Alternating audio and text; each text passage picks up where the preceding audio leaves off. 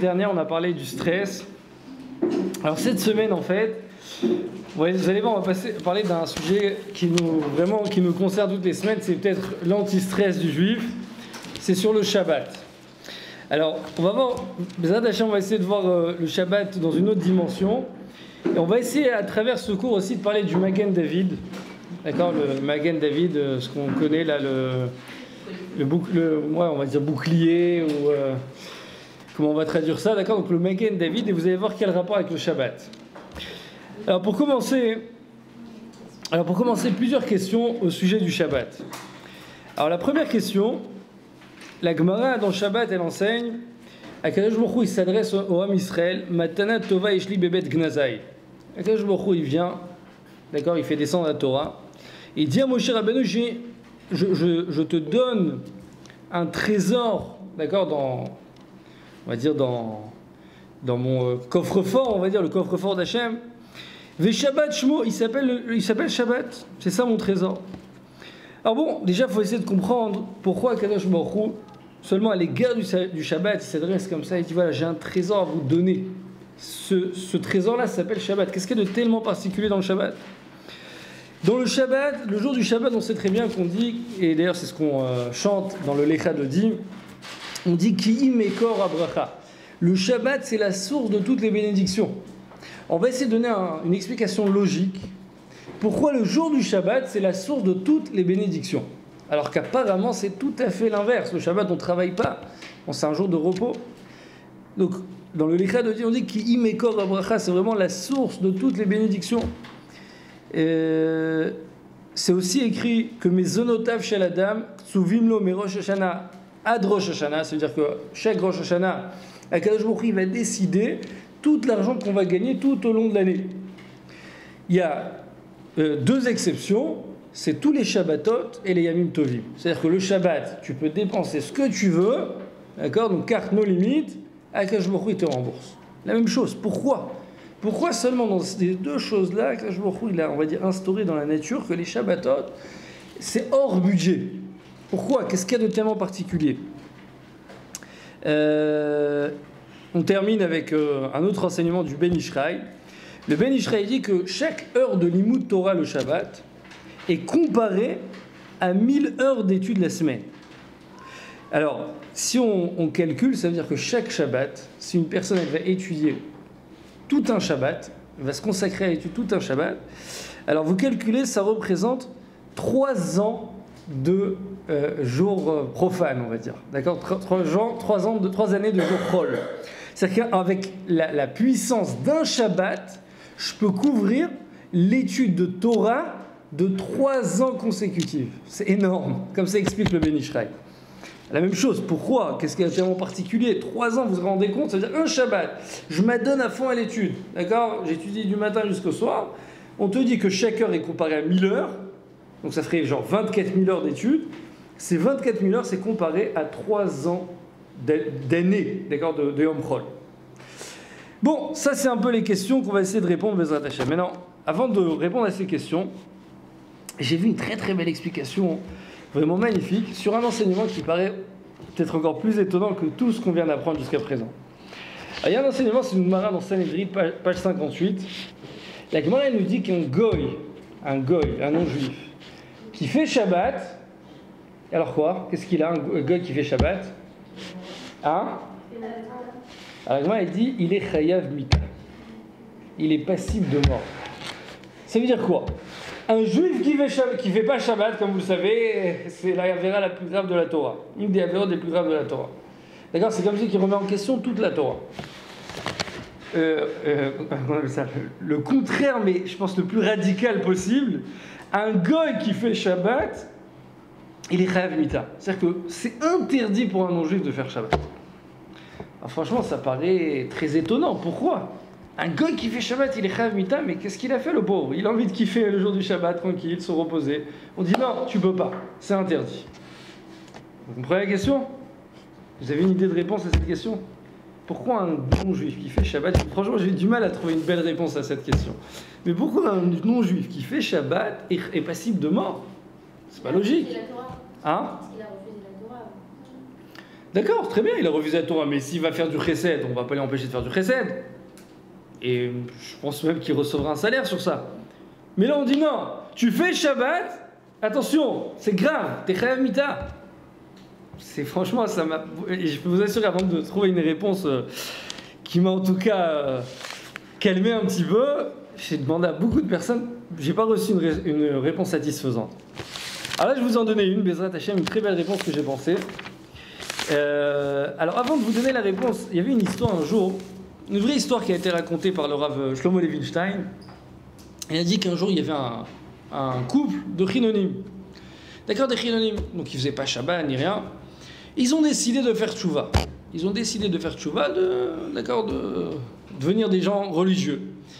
Et ils ont tellement pris, on va dire, une décision sincère, d'accord. Ils sont tellement, on va dire, engagés à devenir, d'accord, des gens religieux. Du jour au lendemain, ils ont décidé d'aller habiter à Mea Shearim. D'accord. Donc de Tel Aviv, Mea Shearim. Donc moi j'étudiais pendant une période là-bas à Mir, d'accord, dans ce quartier, et ça m'arrive avant Sukkot en général d'être là-bas. Bon, on voit qu'on est dans une autre planète, d'accord. Vous voyez les femmes là-bas, on ne sait pas où elles sont leurs yeux, d'accord. C'est devant, derrière, on ne sait pas trop regarder. Mais en tout cas, c'est une autre planète. Et donc cette femme, d'accord, Chinoni Agmoura, elle a décidé d'habiter à Mea Shearim. Mais non, le problème, elle faisait vraiment toutes les mitzvot, d'accord. Ils sont vraiment, d'accord, lui peut-être il a laissé pousser les péotes, il s'est habillé vraiment comme un chassid, d'accord. Vraiment, ils sont devenus des gens religieux. Seulement quoi, une chose elle n'arrivait pas à accomplir, c'est quoi? Le jour du Shabbat, elle était obligée de s'enfermer dans une pièce et fumer une cigarette. C'était plus fort qu'elle, d'accord. Elle a tout essayé, tous les autres mitzvot elle les faisait. Elle s'habillait comme une Etoré Karta, elle mangeait comme une Etoré Karta, elle faisait tout comme les autres. Une mitzvah, c'était plus fort qu'elle. C'est quoi? Garder le Shabbat, mais à 100%, elle n'arrivait pas. Alors qu'est-ce qu'elle faisait? Elle s'enfermait dans une pièce et elle fumait le jour du Shabbat. Elle savait que c'était pas bien, mais elle n'arrivait pas. Bon, au bout de quelques temps, d'accord, quelques mois, même peut-être quelques années, le mari en avait marre et il s'est dit c'est pas possible, voilà, moi j'essaie d'avancer, de m'engager, ma femme aussi. Mais cette mitzvah, elle n'arrive pas. Ah, mais là, il y avait Rav Eliashiv qui habite aussi dans le quartier là-bas, d'accord, de Mea Shearim. Alors ils ont été lui poser la question, ils dit comment comprendre pourquoi cette femme elle fume le Shabbat, qu'est-ce qui se passe? Vous savez ce qu'il a dit le Rav Eliashiv?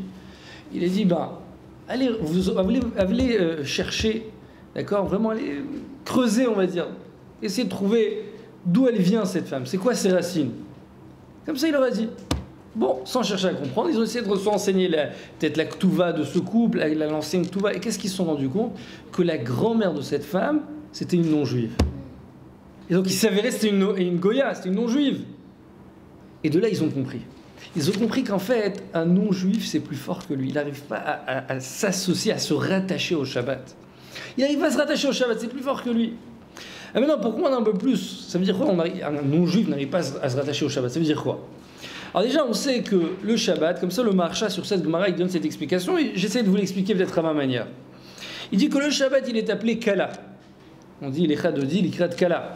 Ou on dit à la fin Boi Kala, Boi Kala. Et d'ailleurs, entre parenthèses, pourquoi le Shabbat est appelé seulement Kala? Kala, c'est encore, on va dire, peut-être une jeune mariée, ou peut-être même une Kala qui ne s'est pas encore mariée, qui n'est pas encore passée sous la choupa. Alors le Maharsha là-bas, il dit, parce que ça n'existe presque pas un juif qui garde le Shabbat entièrement. Donc on est encore Begeder Kala, on n'est pas encore Begeder Nessoa. Ça veut dire qu'on n'a pas encore passé le cap. Le Shabbat, on ne l'a pas encore accepté en tant que femme mariée. Pour l'instant, on est seulement dans la première étape, le premier niveau. C'est seulement une Kala, une fiancée. Vous voyez ce que je veux dire? Mais bon, en tout cas, ça reste une Kala. Maintenant, qu'est-ce qu'il y a de particulier dans un couple, entre un homme et une femme? Qu'est-ce que se crée, on va dire, l'alliance, l'union? Qu'est-ce qu'il y a de particulier? C'est qu'en fait, quand on prend maintenant, vous allez vous marier avec un mari, et ce mari, d'accord, votre Khatan va se marier avec vous. Qu'est-ce qui va se passer entre vous? Vous allez maintenant vous engager, c'est un engagement. Vous comprenez? C'est pas seulement prendre du plaisir, c'est pas seulement se marier, c'est un engagement maintenant, vous comprenez? On dit pour le meilleur et pour le pire. Je sais pas ce qu'il y a de... D'accord, en général, est-ce que c'est le meilleur ou le pire? Je sais pas. Ça dépend de chacun. Mais en tout cas, c'est ce qui est évident, c'est qu'un mariage, c'est un engagement. Akadosh Baruch Hu, il nous a donné le Shabbat. C'est-à-dire que le Shabbat, il a considéré que le Shabbat, pour nous, c'est comme une Kala. C'est quoi une Kala? C'est-à-dire, cette relation avec le Shabbat, c'est un engagement. C'est-à-dire quoi un engagement? C'est-à-dire qu'Akadosh Baruch Hu, maintenant, il te dit comme ça. Tu vas vouloir te jouir avec le Shabbat. D'accord? C'est-à-dire que tu vas vouloir maintenant créer un hôte. Un hôte, c'est quoi? C'est un symbole. C'est un des signes qui démontre qu'on est rattaché à Hachem, qu'on est lié, qu'on est marié avec Akadosh Baruch Hu. D'accord? Pour être marié avec Hachem, c'est pas je prends le bon et je laisse le mauvais. Vous comprenez? Quand tu te rattaches à Akadosh Baruch Hu, quand tu vas t'unir avec Hachem, c'est tout un package. Tu prends la totalité. Vous comprenez? C'est-à-dire que tu acceptes son joug, c'est-à-dire que tu acceptes de le servir, d'être assujetti avec Hachem, et notamment, on va dire, dans le service du divin, Akadosh Baruch Hu, il t'a donné le Shabbat. Vous comprenez? Mais dans le Shabbat, qu'est-ce qu'il a de particulier? Ce qu'on va démontrer dans la suite du cours, c'est qu'un juif, il arrive à se sanctifier. Un juif, il arrive à monter, à s'élever, à rentrer dans une autre dimension. On va comprendre pourquoi, plus particulièrement le jour du Shabbat. Mais en tout cas, ce jour-là, c'est un jour qui nous a été réservé. Akadosh Baruch Hu dit, comme vous avez fait une union avec moi, on est devenu une unité ensemble, donc je vous permets maintenant, ça pas je vous permets, je vous donne ce cadeau qui est le jour du Shabbat. Et avec ce jour-là, vous allez réussir à atteindre des dimensions surélevées, surnaturelles. Maintenant, un non-juif, qu'est-ce qu'il vient faire? Il vient d'un côté vouloir, d'accord, on va dire peut-être jubiler, jouir de ce jour-là, d'accord, prendre du plaisir ce jour-là. Il va vouloir se sanctifier ce jour-là sans quoi? Sans prendre le joug d'Akadosh Baruch Hu. Vous comprenez? Donc là, ça crée une sorte de collision, si vous voulez. C'est impossible, ça va faire une sorte de bombe atomique. Tu ne peux pas d'un côté vouloir te rattacher. Dieu en préserve, on va dire, on peut comparer ça, c'est pas moi, c'est le Maharsha qui le dit. Tu peux comparer comme un homme qui va vouloir avoir une relation avec une femme mariée. C'est-à-dire que cette femme-là, elle a été réservée pour cet homme. Et cette femme-là, pourquoi elle a été réservée pour cet homme? Parce qu'elle a pris les engagements avec cet homme-là. Toi, tu viens de côté, et qui vient, tu veux te lier avec cette femme. C'est impossible. Akadosh Baruch Hu, il dit, je vous ai donné le Shabbat. C'est quoi le Shabbat? C'est pas seulement un jour. C'est plus que ça. C'est une union avec moi. On va se marier ensemble. Maintenant, pour se marier avec quelqu'un, c'est pas seulement profiter, c'est tout ce qui va, d'accord? C'est tout le package, tout l'ensemble. Donc un non-juif, maintenant, il va vouloir garder le Shabbat. Qu'est-ce qu'on va lui dire? Mais tu peux pas garder le Shabbat, c'est impossible. Parce que toi, tu veux prendre le bon et tu veux pas prendre le joug d'Hachem. Ça n'existe pas. Vous comprenez? Donc c'est pour cette raison, la Gemara nous enseigne, un non-juif qui garde Shabbat, il est chayav mita. Parce que tu contredis les lois de la nature. Comme ça, c'est la réponse qu'on va dire que j'ai trouvée à travers le Maharsha. Et on va dire, j'essaie un peu d'accord, de l'expliquer à ma manière. Donc, en tout cas, qu'est-ce qu'on voit de là pour l'instant? C'est que le Shabbat, d'accord, c'est un jour qui est très, très, très particulier, qui est ultra saint, ultra kadosh. Et ce jour-là, on peut bénéficier seulement si on est des gens qui sont rattachés avec Akadosh Baruch Hu. Si on est marié avec Hachem, on peut jouir de ce jour. Si on est extérieur à Akadosh Baruch Hu, d'accord, on est encore, on va dire, on n'est pas encore rentré, on va dire, dans l'union avec Hachem, alors on ne pourra pas ressentir la Gdusha du Shabbat. Mais non, on va un peu plus loin. Alors juste avant, il y a un beau machal de l'Admour d'Alexander. Un jour, l'Admour d'Alexander, il voulait expliquer cette phrase, vous savez, cette Gemara qui dit « Matana Tova Yeshli Bevet Gnazai ». Yeshli Matana Tova. C'est quoi cette Matana Tova? Shabbat Shema. Il s'appelle le jour du Shabbat. Alors un jour, il raconte, l'Admour d'Alexander, il était chez lui à la maison. Et il y a un pauvre qui toque à la porte. D'accord? Il toque à la porte, il fait l'aumône, il veut une pièce, il veut quelque chose. Maintenant, lui, il cherche, il essaye de fouiner un peu partout, il trouve rien. Et vous savez, il était très gêné de laisser repartir ce pauvre comme ça, qui crevait de faim, sans rien, d'accord? Sans pièce, sans argent. Donc, il cherche, il trouve pas. Donc, qu'est-ce qu'il voit? Il voit sur la table un magnifique bijou de sa femme. D'accord? Mais non, sans hésitation, il prend le bijou, il fonce vers le pauvre, il dit voilà, prends ça. Maintenant, entre-temps, le pauvre, il descend avec le bijou dans les mains, et il y a la rabbinite qui est en train de monter les escaliers. Alors, bon, si ça nous était arrivé, je pense que ça aurait été l'explosion, d'accord? Mais elle monte là-bas, elle dit mais qu'est-ce que t'as fait? Qu'est-ce que tu lui as donné? C'est le bijou que j'ai reçu de mes ancêtres, et c'est un bijou d'une grande valeur. Qu'est-ce qu'il fait la demande d'Alexander? Il court, il détaille les escaliers. Maintenant, le pauvre, il le voit détailler les escaliers, il se dit, bon, peut-être il va me prendre pour un voleur. Il commence à courir, à courir. On voit la demande d'Alexander en train de courir derrière le pauvre dans la ville. Au bout d'un moment, il arrive à le rattraper. Et qu'est-ce qu'il lui dit? Il lui dit, fais attention, ce bijou est d'une très grande valeur. Ne le dépense pas pour rien. Ne le gaspille pas. Si tu veux le vendre, vends-le à sa juste valeur. Alors, le Nimshal, c'est quoi? Kadosh Baruch Hu, il nous a donné le Shabbat. Mais dans le Shabbat, d'accord, on ne connaît pas vraiment sa valeur. Alors qu'il vient on peut prendre le Shabbat et le gaspiller. Vous comprenez? C'est prendre le Shabbat et bon, ok, c'est comme un jour ordinaire. Bon, ok, on n'a pas le droit de faire des travaux, mais ça reste là. Kadosh Baruch Hu, il est venu, il s'est adressé à Moshe Rabbeinu, il dit, tu sais ce que je vais te donner maintenant entre les mains? Une puissance atomique. Je vais te donner le jour du Shabbat. Et comment Akash Baruch Hu a appelé ce jour-là? Il a dit Matana Tova Yeshli Bebet Gnazai. C'est-à-dire que j'ai dû le chercher dans les trésors les plus profonds, dans la cachette de mes trésors. Là-bas, j'ai dû sortir le Shabbat pour vous le donner. Pourquoi? Pour qu'on comprenne la grandeur du Shabbat. C'est pour cette raison qu'Akash Baruch Hu s'est adressé de telle sorte à Moshe Rabbeinu. Maintenant, pour aller un peu plus loin, alors, comment ça marche, on va dire, avec... Comment ça marche avec tout ce qu'on a posé comme question, d'accord? On a demandé pourquoi, donc déjà c'est un jour si particulier, pourquoi une heure d'étude équivaut à 1000 heures d'études la semaine? Pourquoi, si je dépense le jour du Shabbat, c'est hors budget, c'est nos limites. Akash Baruch Hu dit tu peux dépenser, même c'est écrit plus que ça. C'est écrit levu alai vani porea. C'est écrit levu alai. C'est quoi levu alai? Vous pouvez emprunter et je rembourse. J'avais même entendu une fois une histoire sur cette phrase, une vraie histoire. Il y a un jour un khatan. Il voulait passer un Shabbat entre amis avant de se marier, quelques Shabbats avant de se marier. Il s'est organisé d'aller faire un Shabbat à Tzfat. Et bon, il n'avait pas d'argent, vous savez, avant le mariage, il avait beaucoup de dépenses. Et bon, le Shabbat devait lui revenir genre quelque chose comme... il y avait une somme exacte, je la dirais, je ne me rappelle plus exactement, mais une somme exacte, ça devait leur revenir cette somme-là, d'accord? Et bon, lui, il s'est dit, je vais me marier bientôt, c'est pas le moment de faire des fausses dépenses, d'accord? Mais ses amis lui ont dit, bah, attends, c'est écrit dans la Torah, levu alai vani porea. Tu peux emprunter et que je vous te rembourse. T'inquiète pas, emprunte. Alors un ami dit, voilà, je te prête la somme. Et bon, il a été passer le Shabbat, tout ça, d'accord, avec ses amis. Après avoir terminé le Shabbat, il rentre chez lui le soir. Et là, sa mère, elle lui dit, tu sais quoi, tu as reçu un magnifique cadeau. Ta fiancée, elle t'a donné un portefeuille, et à l'intérieur, elle a mis quelque chose de très intéressant. Qu'est-ce qu'elle a mis? Elle a mis en fait tous les pièces et les billets qui existent dans le pays. Donc on va dire un billet de 200 shekels, 100 shekels, 50 shekels, 20 shekels, une pièce de 10, 5, 2, 1, 5... Et c'était sorti, vous pouvez faire le calcul, exactement la dépense qu'il avait au centime près du Shabbat. C'est-à-dire toutes d'accord, donc 360 et quelques shekels, soit 80 ou 90 shekels, d'accord, au centime près, c'est exactement ce qu'il avait emprunté. Le Motzei Shabbat même, il avait reçu déjà le remboursement de son Shabbat.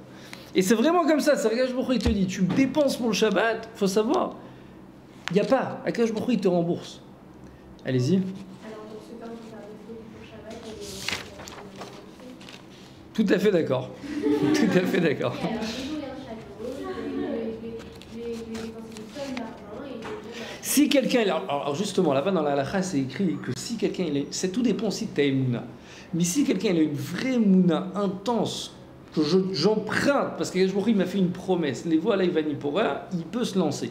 Selon la halakha, il peut se lancer, il peut faire des folies pour Shabbat. Comme ça, c'est pas moi qui le dis. D'accord? C'est pas moi, c'est Hachem, il dit les voies à l'Ivani Pora. C'est pas ma phrase, c'est Akash Baruch Hu qui l'a dit. Donc si quelqu'un, d'accord, on va dire comme ça, il a une émouna, une foi, une croyance qu'Akash Baruch Hu il me fait cette promesse, il peut dépenser nos limites. Il ne faut pas réfléchir pour Shabbat. Il faut savoir que c'est de là que démarre toute la bracha, comme on va expliquer maintenant. Ah maintenant, pourquoi? Qu'est-ce qu'il y a de si particulier le jour du Shabbat? Alors j'ai vu vraiment une magnifique explication. Vous connaissez le Rav Itar de Strasbourg? Bon, peut-être vous connaissez. Il a un livre qui s'appelle Yerav Alav Sichi, un livre sur la paracha. Et là-bas, il dit vraiment une magnifique explication.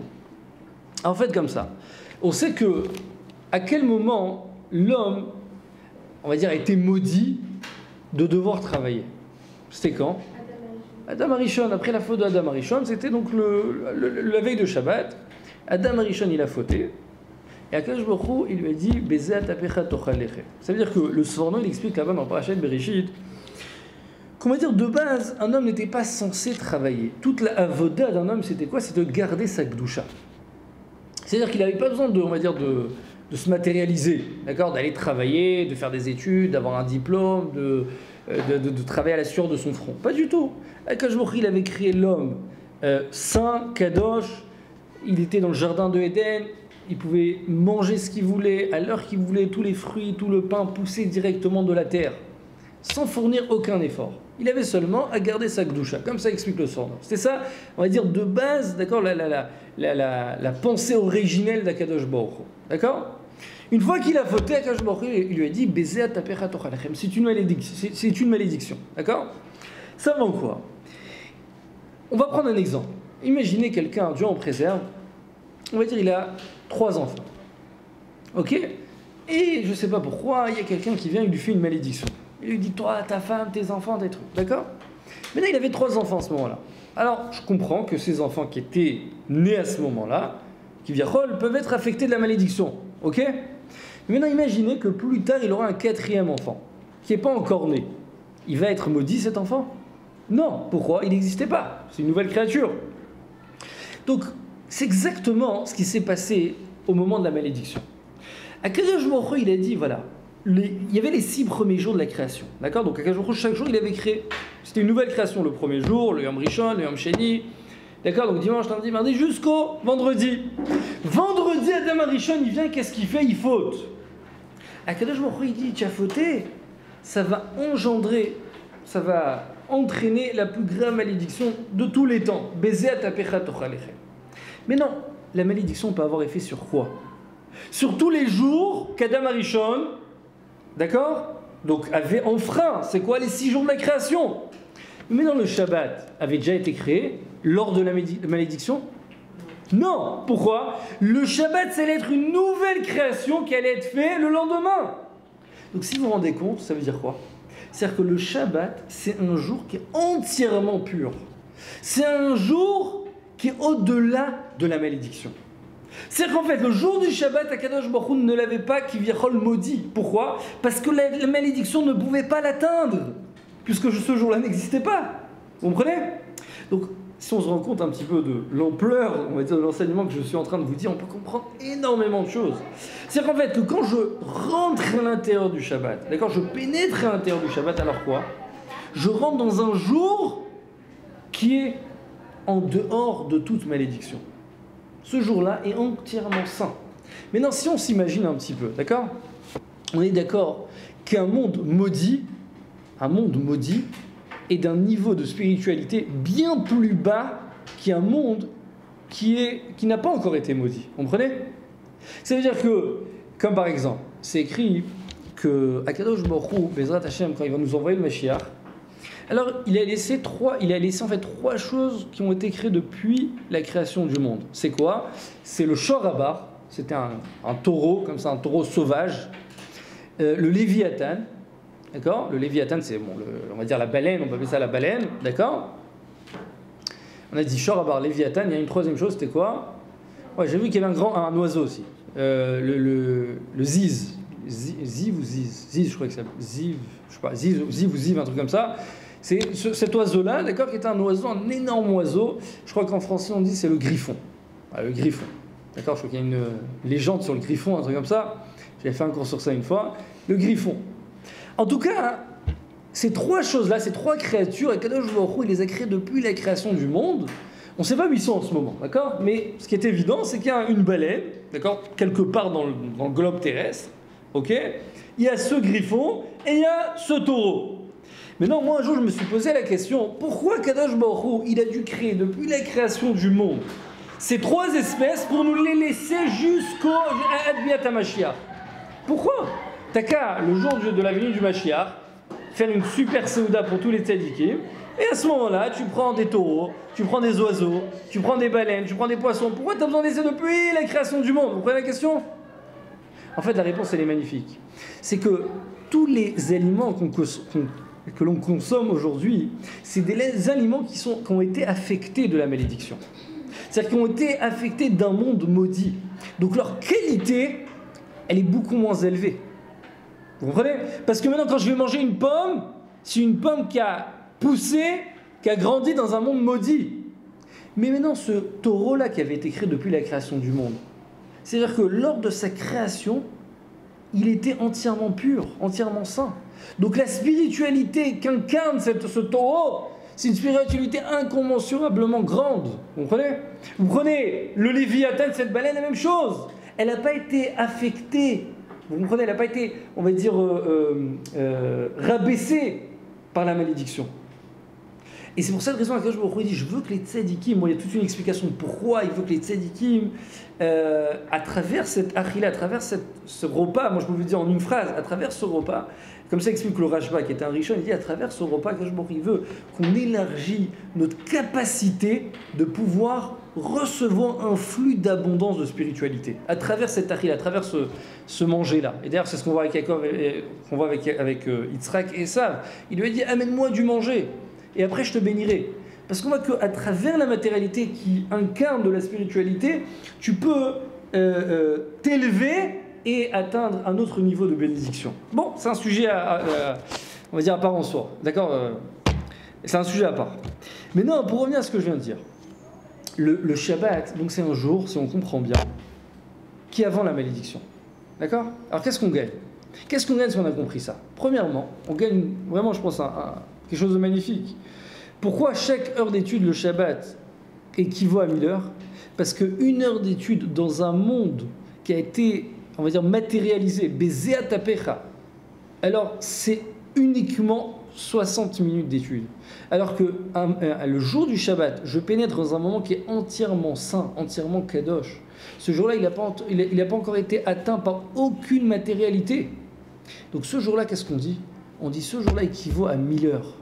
C'est-à-dire que la spiritualité du Shabbat est tellement puissante que chaque minute d'étude équivaut à 1 heure pendant la semaine. Mais non, on peut comprendre aussi pourquoi on dit Ki Mekor Abracha. C'est quoi Ki Mekor Abracha? C'est-à-dire celui qui garde le Shabbat, alors il pourra élargir la bénédiction sur tout le restant de la semaine. Pourquoi? D'après ce que je viens de dire, c'est vraiment, vraiment compréhensible. Pourquoi la semaine on doit travailler? Parce qu'on a été maudit. Si maintenant moi, je m'investis plus le jour du Shabbat, alors qu'est-ce que j'entraîne? J'entraîne, en fait, je vais faire en sorte que le Shabbat, d'accord, qui est un jour qui n'est pas maudit, c'est un jour qu'on n'a pas besoin de travailler dans son essence, dans sa nature. J'ai pas besoin de travailler le jour du Shabbat, parce que c'est encore avant la malédiction. C'est comme si que le Shabbat, je me retrouve avant la faute d'Adam Arishon. Donc si maintenant, j'essaye de m'investir le jour du Shabbat, qu'est-ce qui va se passer? C'est que je vais amoindrir la malédiction. Vous comprenez? Parce que la malédiction, elle était sur 6 jours. Maintenant, qu'est-ce que je fais? Je prends le Shabbat. C'est-à-dire toute la semaine, je me le concentre. Pourquoi? Pour arriver le jour du Shabbat. Donc ce jour-là, en fait, et d'ailleurs, c'est ce qui est écrit dans la Gemara Shabbat, celui qui va avoir la richesse, il faut qu'il s'investisse dans le Shabbat. Si tu vas valoriser le Shabbat, il faut savoir que cette bénédiction va s'étendre sur toute la semaine. Et c'est pour ça qu'on dit Ki Mekor Abracha. De là provient toute la source du matériel. Parce que c'est grâce à ça que tu peux avoir le matériel gratuitement. Maintenant, ça explique aussi pourquoi je peux dépenser ce que je veux. Pourquoi je peux dépenser ce que je veux le jour du Shabbat? Parce que la semaine, pourquoi j'ai besoin de travailler? Parce que c'est des jours qui ont été maudits, vous comprenez? Donc là, quand je m'aurais dit, puisque ces jours ont été maudits, donc chaque Rosh Hashanah, je vais décider, et ça va être prédestiné, combien d'argent tu vas gagner tout au long de la semaine. D'accord? Tout au long de l'année. Arrive le Shabbat il est hors contexte, vous comprenez? Le Shabbat, il est au-delà de la nature. Quand je m'aurais te dit, le Shabbat, tu peux travailler, d'accord? Ou que tu travailles pas, ça change rien. Puisque c'est un jour qui ne dépend pas du travail, vous comprenez? Donc, tu dépenses 1 milliard, ou que tu dépenses 100 shekels, il n'y a aucune différence. À mes yeux, comme ça que je m'aurais dit. Parce que je n'ai pas décidé que ce jour-là, il faut travailler pour recevoir quelque chose. Vous comprenez? C'est pour cette raison, le Shabbat, on peut dépenser ce qu'on veut. C'est bon? C'est bon jusque-là? Mais non, pour aller un peu plus loin, on va parler du Bezrat Hashem, du Magen David. Et vous allez voir à l'intérieur du Magen David comment on peut ressortir le Shabbat, c'est vraiment magnifique. Alors juste avant ça, je voulais vous raconter une histoire. La Gemara dans Yerushalmi, elle raconte une très belle histoire. Elle raconte qu'un jour, il y avait un Tana qui s'appelait Ben Parta, le fils de la vache. Comment il s'appelait? Le fils de la vache. C'est sympa comme prénom, hein. Ben Parta, le fils de la vache. Alors Gmal raconte d'où venait ce prénom un peu étrange, Ben Parta, quel rapport? Alors Gmal raconte que, en fait, c'était un non-juif, c'était un goy, qu'un jour a acheté une vache d'un juif. Là, il a acheté une vache d'un juif. Et toute la semaine, la vache travaillait. Arrivé le Shabbat, elle faisait plus rien. Il devenait fou, le gars. Il dit, mais pourquoi elle fait plus rien? Et comme ça, il essaie de la faire travailler. Elle voulait pas travailler. Il essaie de la frapper. Elle voulait pas travailler. Un jour, il a été voir le propriétaire, l'ancien propriétaire de la vache. Il lui a dit, mais qu'est-ce qui se passe? C'est quoi cette vache? Alors le propriétaire dit, t'inquiète, je vais tout te régler. Il dit, montre-moi où est la vache. Il arrive vers la vache, il lui chuchote dans l'oreille. Il dit, ça, t'es plus dans ma propriété. T'as plus besoin de faire le Shabbat. Parce qu'un juif, il a l'obligation de ne pas faire travailler ses animaux. Donc il n'est plus dans ma propriété, tu peux travailler. Et en effet, le prochain Shabbat, la vache a commencé à travailler. Mais non, le goy, il s'est dit, mais c'est quoi cette histoire? J'ai eu affaire à un magicien, qu'est-ce qu'il lui a dit? C'est pas possible. Il est retourné chez l'ancien propriétaire, mais qu'est-ce que t'as dit à cette vache? T'as une formule magique, qu'est-ce que t'as fait? Il dit non, je lui ai simplement dit qu'on a changé de propriété et que dorénavant, elle peut travailler le Shabbat. Il dit, sur quoi, de quoi tu parles Shabbat, travailler, tout ça? Il dit oui, parce que chez nous, les Juifs, on n'a pas le droit de travailler le Shabbat. Donc elle faisait partie de ma propriété. Alors jusque-là, elle respectait le Shabbat. Maintenant, j'ai fait comprendre qu'elle ne doit plus respecter le Shabbat. Le non-juif, ça lui a tourné la tête. Il dit, attends une seconde, si un animal comprend qu'il y a un jour saint, qu'il faut s'arrêter de travailler, moi, en tant qu'être humain, j'arrive pas à concevoir cette chose-là. Il dit, c'est fini. Je prends sur moi, dorénavant, de me convertir, de devenir juif et comprendre c'est quoi le Shabbat. Et donc, en fait, on l'a surnommé Ben Parta, le fils de la vache. Parce que c'est grâce à cette vache qu'il a réussi à garder le Shabbat. Donc, en fait, c'est elle qui l'a fait naître, si vous voulez. Parce qu'on dit qu'un converti, c'est Ketinok chez Nolad. C'est comme un nouvel enfant. D'accord? Même un converti qui était marié, qui avait des enfants, une fois qu'il s'est converti, c'est fini. Il n'a plus de lien de parenté, d'accord, plus de lien familial avec sa famille. Pourquoi? Parce que c'est une nouvelle créature. Maintenant, il rentre dans le Ham Israël, dans le peuple du Ham Israël. Alors qu'il vient Ben Parta, qui c'est qui t'a fait naître? Qui c'est, on va dire, qui est si on peut dire, ta mère biologique? C'est cette vache.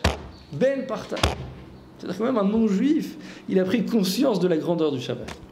Maintenant, juste pour aller un peu plus loin, dans le Magen David. D'accord, dans le Magen David, on va comprendre peut-être un peu plus la profondeur du Shabbat. Alors le Magen David, comme vous le savez, c'est donc des triangles, d'accord? On va dire l'un dans l'autre. On peut dire qu'on en a deux, finalement on en a 6, d'accord? Puisque, d'accord, quand on voit le Magen David, on en a 6. C'est un dans l'autre, mais finalement ça crée 6 petits Magen David. Et à l'intérieur, on va dire une sorte de rond, on va appeler ça comme ça, d'accord? Je sais pas comment, hexagone, ou... D'accord, à l'intérieur, ok? Mais non, il faut savoir que le Magen David, le Ben Ishraï dit que c'était en effet le bouclier de David Améler. C'est-à-dire que David Améler, quand il sortait en guerre, il avait ce bouclier-là. Et c'est lui, on va dire, l'innovateur de ce symbole. C'est pour cette raison, on l'a surnommé Magen David. Maintenant, juste pour essayer de comprendre, et le Ben Ishraï, il écrit, il dit que le Magen David, c'est ce qui lui permettait de combattre et de convaincre, d'accord, de combattre et de sortir le vainqueur dans chacune de ses guerres, grâce à ce Magen David. Alors maintenant, pourquoi? Qu'est-ce qu'il y a de particulier dans ce Magen David? D'accord? Qu'est-ce qu'il y a de particulier? Alors, j'entends une très très belle explication une fois du Rav Zamir Cohen, une explication vraiment magnifique. Il dit comme ça. Vous vous rappelez, on avait déjà parlé que dans le Sefer Yetzira, là-bas en fait c'est tout les secrets, si vous voulez, comment Akadosh Baruch Hu a créé ce monde, d'accord, le secret de la création. Et dans le Sefer Yetzira, là-bas c'est écrit qu'Akadosh Baruch Hu, dans un premier temps, avant de créer ce monde, qu'est-ce qu'il a fait? La première des choses, la première création, c'était quoi? C'était les lettres de l'alphabet. Akadosh Baruch Hu, il a créé les 22 lettres de l'alphabet hébraïque, du Aleph jusqu'au Taf. Et une fois qu'il a créé les lettres de l'alphabet, c'est comme, on va dire, un code secret. C'est comme, par exemple, d'accord, vous prenez un informaticien aujourd'hui, d'accord? Prenez un informaticien. Moi, j'ai un frère, il est ingénieur informatique. Ça m'est déjà arrivé de le voir. Vous prenez, on va dire, quand ils sont en train de travailler, vous voyez genre des codes, d'accord? Enfin, vous voyez une page, ça crée des codes, vous comprenez rien, c'est du chinois. Mais après, ça fait toutes sortes de logiciels, d'accord? Donc, à travers ces codes, on arrive à créer des choses. Kivyachol, c'est un peu la même chose. Bien sûr, c'est beaucoup plus complexe, mais Kivyachol, et même dans l'ADN de l'être humain, on retrouve un peu cette chose-là, d'accord? C'est code, c'est un code en fait, d'accord? Et Akadosh Baruch Hu, pour créer toute la nature, il a eu besoin de passer à travers ces codes, qui est l'Aleph Bet, de Aleph jusqu'à Taf. Après, bien sûr, chaque lettre, d'accord, tu peux créer des mots. Les mots vont être responsables de créer certaines choses, et la lettre elle-même, et ainsi de suite. Donc en fait, Akadosh Baruch Hu, pour créer ce monde, il a eu besoin des lettres de l'alphabet. C'était la première création. D'accord? Et ensuite, avec, par exemple, le mot Shamaïm, ça va créer le ciel. Le mot Eret, ça va créer la terre, et ainsi de suite. D'accord? Et c'est pour cette raison, on va dire l'hébreu, d'accord, le langage hébraïque, c'est un langage qui est pas, on va dire, c'est pas un langage, vous savez, par exemple le français, on va dire, c'est un langage peut-être que plusieurs êtres humains ont accepté que ces mots veulent dire ces choses-là. Vous comprenez? Alors que le langage hébraïque, c'est carrément, c'est en fait le code caché de chacune des créations d'Akadosh Baruch Hu. D'accord? Donc c'est beaucoup plus complexe. Pour cette raison, d'ailleurs, j'avais entendu une fois qu'ils avaient fait un essai, d'accord, scientifique. Et comme c'est écrit par exemple que quand Akadosh Baruch Hu, il a fait descendre la Torah sur terre, alors c'est écrit Vaïrou Ha'am et à Kolot. Le Ham, le peuple, ils ont vu les Kolot. C'est quoi les Kolot? Les voix d'Hachem, les voix. Comment c'est possible de voir les voix? Vous comprenez ce que je veux dire ou pas? On dit dans le Passouk Vaïrou Ha'am et à Kolot. On a vu les voix. On entend les voix, on ne voit pas les voix. Vous comprenez? En fait, ils se sont rendus compte, ils ont fait des essais scientifiques avec des ordinateurs et ils essaient d'émettre là-bas plusieurs mots en plusieurs langues. Quand ils parlaient en français, en chinois, en japonais, d'accord, toutes sortes de langues, ça faisait rien. Ils parlaient en hébreu, l'ordinateur, il créait plusieurs signaux comme ça, on voyait plusieurs signaux qui étaient en train de s'émettre dans l'ordinateur.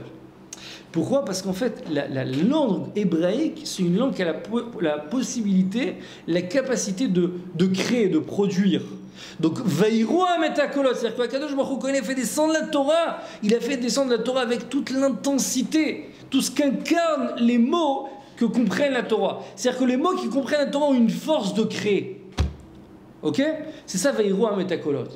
Maintenant, dans le Magen David, et c'est peut-être le seul symbole qu'on a la capacité de faire une chose pareille, c'est qu'on a il y a même une petite vidéo comme ça sur le site Ida Brood. J'ai même fait un truc sur ça, sur Torah Box, sur Magen David, et on a remis cette vidéo. Vous pouvez voir que l'Aleph Bet, on peut l'introduire à l'intérieur du Magen David. Les mots Aleph Bet, c'est-à-dire du Aleph jusqu'au Taf, on peut les mettre à l'intérieur du Magen David. C'est-à-dire qu'en fait, vous prenez le symbole qui est le Magen David, et je veux maintenant, par exemple, redessiner le Aleph, redessiner le Bet, redessiner le Gimel. Je peux, à l'intérieur du Magen David, redessiner toutes les lettres de l'Aleph Bet, du Aleph jusqu'au Taf. D'accord? Dans ce symbole-là. C'est comme si je vous demande maintenant, vous savez quoi? Créez-moi un symbole, qu'à l'intérieur de ce symbole, vous arrivez à redessiner toutes les lettres de l'alphabet. Vous voyez ce que je veux dire? Ça veut dire qu'on peut reproduire l'Aleph, reproduire le Bet, reproduire le Gimel dans le Magen David lui-même. Vous comprenez ou pas?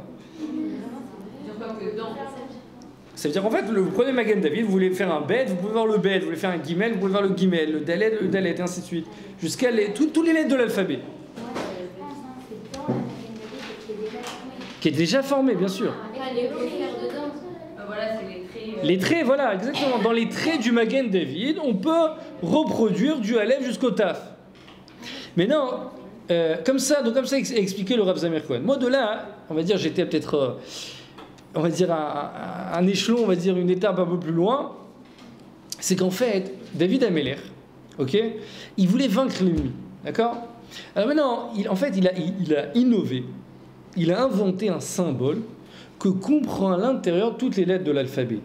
Et qu'est-ce qu'il gagne, on va dire, en reproduisant toutes les lettres de l'alphabet? C'est comme on a expliqué, les lettres de l'alphabet, en fait, c'est pas des lettres insignifiantes. C'est des lettres qui ont la force de créer. C'est des lettres qui ont la force de produire. C'est avec ces lettres-là qu'Akadosh Baruch Hu a créé le monde. Et tout le monde, il faut savoir, se maintient grâce à ces lettres. Donc maintenant, David Ameler, quand il voulait vaincre l'ennemi, il voulait avoir une puissance sur lui surnaturel. C'est-à-dire pour vaincre l'ennemi, c'était pas seulement, on va dire, un combat, vous savez, de force. C'était un combat avec les Shemot Akdoshim, avec les Shemot Akdoshim de la création du monde. Et c'est comme ça qu'il arrivait à vaincre tous ses ennemis. Donc en fait, quand il portait sur lui le Magen David, il arrivait à avoir la puissance de toute la création de ce monde, et grâce à cette puissance-là, il arrivait à vaincre tous ses ennemis. Donc je ne sais pas, celles parmi vous qui ont le Magen David, d'accord, mais vous vous rendez compte un petit peu de la force que contient le Magen David. Mais non, dans le Magen David lui-même, à part ça, on voit dans le Magen David aussi qu'il y a 6 points cardinaux, oui, c'est-à-dire les 6 points, ça montre en fait qu'Akadosh Baruch Hu, il domine le ciel, la terre, d'accord, donc tous les 6 points, d'accord, les 6 axes, on va dire, qu'on a dans ce monde. Maintenant, dans le Magen David, si vous voyez, on a 6 petits triangles, d'accord, donc première chose, on a dit, le Magen David contient, qui toutes les forces de ce monde. Pourquoi? Parce qu'on a à l'intérieur l'alphabet. L'alphabet, c'est la reproduction de ce monde. D'accord? C'est en fait, on a le code, c'est-à-dire celui, bien sûr, comme c'est écrit par exemple, que si quelqu'un, si Akadosh Baruch Hu avait créé la Torah, il faut savoir que toute la Torah, c'est des noms d'Hachem. D'accord? Seulement, Akadosh Baruch Hu, on va dire, il a brouillé un petit peu les pistes. D'accord? C'est-à-dire que quand on lit la Torah, on lit une genre d'histoire comme ça. D'accord? Mais si Akadosh Baruch Hu, il avait, on va dire, fait en sorte qu'on puisse discerner chacun de ces noms, d'accord, à l'intérieur de la Torah. Alors, je me rappelle où j'ai lu ça récemment. Alors, en fait, à travers le Sefer Torah, d'accord, le Chumash, on pourrait carrément, d'accord, créer on va dire, ce qu'on veut. Parce qu'on a la possibilité d'utiliser les Shemot à Kodesh. Vous comprenez? Mais tout ça provient de quoi? Tout ça provient de quoi? Des lettres de l'alphabet. Ça démarre avec les lettres de l'alphabet. C'est le code secret pour avoir une relation avec la création d'Akadosh Baruch Hu. D'accord? Donc, le Magen David comprend toute cette force à l'intérieur. Mais non, à l'intérieur du Magen David, David Améler, il a aussi peut-être fait attention, c'est pas peut-être, il a fait attention à ce que ça représente 6 triangles. Et à l'intérieur, on va dire le trou central, on va appeler ça comme ça. Mais non, 6 triangles, ça nous fait rappeler quoi? Les 6 jours de la semaine, d'accord? Et on va dire le centre, ça va nous faire rappeler quoi? Le Shabbat. Mais non, en fait, qu'est-ce que David Améler, déjà, il a voulu nous faire rappeler avec cette image? On a les 6 jours de la semaine et à l'intérieur, on a le Shabbat. Alors quoi? Déjà, première chose, comme on a dit au début, Ki im ekor abracha. C'est quoi Ki im ekor abracha? On a dit que tous les jours de la semaine, la source de bénédiction provient du Shabbat. On peut, on va dire, comparer les 6 triangles avec 6 petits puits, d'accord? Le point central, c'est, on va dire, le puits qui va abreuver tous les petits puits qui l'entourent. C'est-à-dire que toute la source de notre parnassa, de notre hatzlacha matériel provient du Shabbat. Mais non, ça c'est le premier point peut-être qu'on peut tirer, on va dire, de ce schéma-là entre les 6 triangles et le point central. Mais on a un autre schéma qui est très très très fort. Je vais nous faire un peu d'ambiance. On a un autre schéma qui est très fort, c'est quoi? C'est qu'en fait, le Magen David, alors on a dit que ça représente les 6 jours de la semaine et le Shabbat qui est au milieu. En fait, Akadosh Baruch Hu, tout le but de la création, d'accord, on en a déjà parlé plusieurs fois, mais vraiment je pense que c'est ce qui va schématiser un peu cette idée, c'est qu'Akadosh Baruch Hu, il veut qu'on associe le matériel avec le spirituel. C'est qu'en fait, toute la semaine, on n'est plus tourné vers le matériel, d'accord? On n'est plus tourné vers le matériel, c'est normal, on doit travailler, on a la possibilité de faire des travaux interdits, le jour du Shabbat, donc on peut parler au téléphone, on peut allumer la lumière, on peut cuisiner, d'accord? Donc c'est normal, on est plus tourné vers le matériel. Mais le jour du Shabbat, en fait, c'est la jonction entre le matériel et le spirituel. On est d'accord? Mais dans Akadosh Baruch Hu, en fait, il veut que le Shabbat, ça soit, on va dire, la référence sur, on va s'identifier, on va prendre le jour du Shabbat comme identification par rapport au jour de la semaine. C'est-à-dire qu'en fait, la semaine, tu dois atteindre le jour du Shabbat. Comment tu fais ça? En alliant le matériel avec le spirituel. C'est-à-dire que c'est pas tu vas te séparer du matériel. Le Shabbat, on ne se sépare pas du matériel. on va bien s'habiller, on va faire des belles tables, on va chanter, on va profiter, on va se balader. D'accord, on va bien manger. Mais c'est-à-dire qu'on va prendre le matériel et on va l'élever dans une autre dimension. Akadosh Baruch Hu, qu'est-ce qu'il veut? Il veut que ce jour-là, ça soit une journée, d'accord, qui soit donc un bon, on va dire, alliage entre le matériel et le spirituel. Mais il veut que la semaine, ça soit cette idée. C'est-à-dire qu'il veut que la semaine, un juif, il sait prendre le matériel et le rendre kadosh. C'est-à-dire que quand tu vas travailler, tu ne vas pas travailler pour gagner ta vie. Tu vas travailler pour gagner ta vie, mais pour bien servir le Créateur. Vous comprenez? C'est-à-dire que chaque fois que tu vas faire quelque chose, tu vas t'habiller. C'est vrai, mais tu ne vas pas t'habiller seulement pour profiter. Tu vas t'habiller, pourquoi? Parce que maintenant tu représentes, tu es un représentant du maître du monde. Tu vas t'habiller noble, pas parce que tu veux t'habiller noble, pas parce que tu veux te vanter, parce que tu es un représentant d'Hachem dans le monde. Donc chaque fois que tu vas faire quelque chose, c'est pour élever le matériel, l'amener à d'autres dimensions. Donc le Magen David, en fait, il est là pour nous montrer ça. Il est là pour te montrer que tu as les 6 jours de la semaine, mais ces 6 jours, ils sont entourés du jour du Shabbat. Pour dire que le but, c'est quoi? Le but, c'est d'arriver à joindre le matériel avec le spirituel. Mais non, moi je vais encore plus loin. C'est qu'en fait, je dis comme ça, les deux idées se rejoignent. C'est-à-dire que la première chose, on a dit, toute la création a été placée dans le Magen David. On est d'accord? Toute la création a été placée dans le Magen David. Et d'un autre côté, à l'intérieur du Magen David, on nous fait rappeler cette idée entre les jours de la semaine et le Shabbat. Pourquoi? Pour dire qu'un juif, quand il va réussir sa vie, c'est s'il arrive à vraiment jouir du Shabbat. Si tu arrives, d'accord, à être joyeux le jour du Shabbat, et c'est pour ça que je vous ai dit que c'est peut-être, on va dire, la solution du cours de la semaine dernière d'anti-stress, c'est qu'en fait le Shabbat, c'est quoi? C'est qu'à un moment, on arrive à tout oublier. On arrive à prendre le matériel et l'élever. On arrive à se réjouir avec Hachem. C'est un moment, on se retrouve en famille. C'est un moment où on a plus le temps de s'investir avec les enfants. On a plus le temps de passer un moment avec nos femmes, avec nos maris. C'est un moment où on peut se retrouver en famille. Même le personne le plus grand milliardaire, d'accord, il a tous les yachts, tous les avions privés, tous les limousines, tout ce que vous voulez, il se retrouve en famille. Il ne peut pas aller nulle part. Pourquoi? Parce qu'est-ce qu'il attend à ce moment-là? Il attend qu'on s'arrête. Vous vous rappelez, la semaine dernière, on a dit c'était quoi le stress? C'était quoi? C'est de courir. De courir. Rentrer dans, on va dire, dans la folie, dans la spirale infernale de ce monde. Et que je me veut le Shabbat, c'est quoi Shabbat? Shabbat, comme son indique, arrête-toi, repose-toi. Mais c'est quoi se reposer? C'est pas seulement se reposer. C'est qu'en fait, arriver plus facilement, à que je me donner plus de facilité à élever le matériel. Donc en fait, le but de cette création, qui se retrouve à l'intérieur du Magen David, est de nous montrer que si tu arrives à vivre ton Shabbat, d'accord, à un niveau très élevé, c'est-à-dire que tu arrives à comprendre que le Shabbat, c'est le but de la création. D'ailleurs, on dit que le Shabbat, c'est quoi? C'est Me'en Olam Haba. D'accord, c'est même la chanson qu'on chante le jour du Shabbat, Me'en Olam Haba, Kolam Itanik Ba. C'est qu'en fait, Me'en Olam Haba, c'est quoi? C'est une petite reproduction du Olam Haba. C'est-à-dire que celui qui arrive vraiment à une chose, je suis à vous, c'est qu'en fait, celui qui arrive à jouir du jour du Shabbat, d'accord, ce jour-là, il arrive à comprendre que j'arrive à me rattacher avec la spiritualité, j'arrive à me rattacher avec Akadosh Baruch Hu. Alors en fait, quand j'arriverai Bezrat Hashem dans le monde futur, ça sera inné. Vous comprenez? C'est-à-dire que ça sera facile pour moi à vivre dans le monde futur. Pourquoi? Parce que Akadosh Baruch Hu nous a donné le moyen d'avoir accès au monde futur dans ce monde. Comment? Le jour du Shabbat.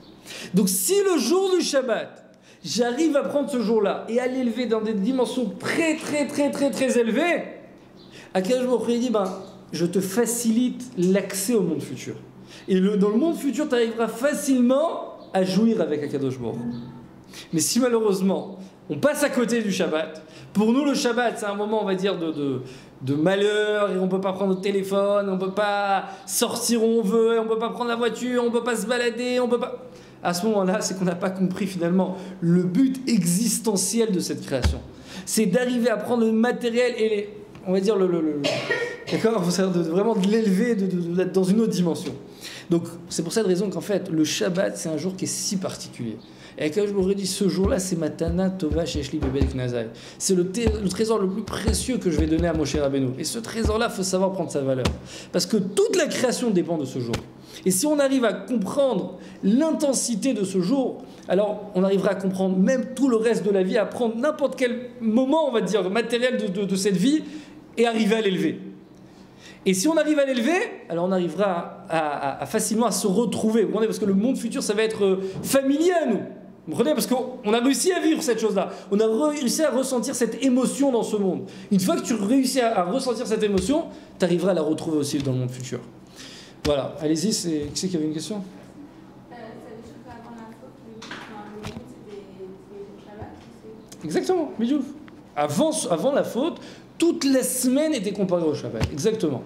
Puisque toute cette semaine a été maudite, donc on va dire toute la concentration de Gdusha s'est concentrée dans le jour du Shabbat. C'est exactement ça.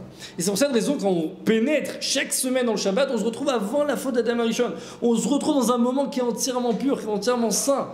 Il n'y a rien qu'à rabaisser le Shabbat. Il n'y a jamais rien qu'à rabaisser le Shabbat. C'est pour cette raison que le Shabbat reste toujours dans une dimension ultra élevée.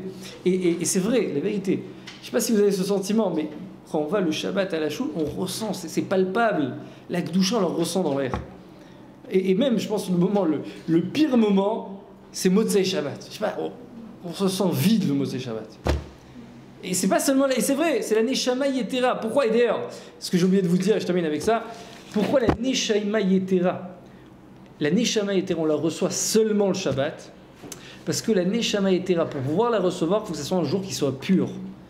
Et le seul jour pur de la semaine, qui est encore avant la faute, c'est le Shabbat.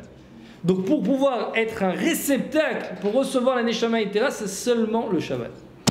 Donc si on arrive à comprendre un peu la notion du Shabbat et la grandeur du Shabbat, Bessat Hashem dorénavant déjà, vous vous marierez, mettez les règles dès le départ. Shabbat, il n'y a pas de prix. Shabbat, il n'y a pas de prix. On dépense ce qu'on veut pour Shabbat. Il faut se faire plaisir le Shabbat. Acheter les plus beaux habits, acheter vraiment les meilleurs plats. Le Shabbat, ça doit être un jour de plaisir. Plaisir matériel qui va être tourné sur le spirituel. À travers ce matériel, on va réussir à faire bondir le spirituel à un niveau beaucoup plus grand, beaucoup plus élevé. Voilà, Chazak ou Baruch.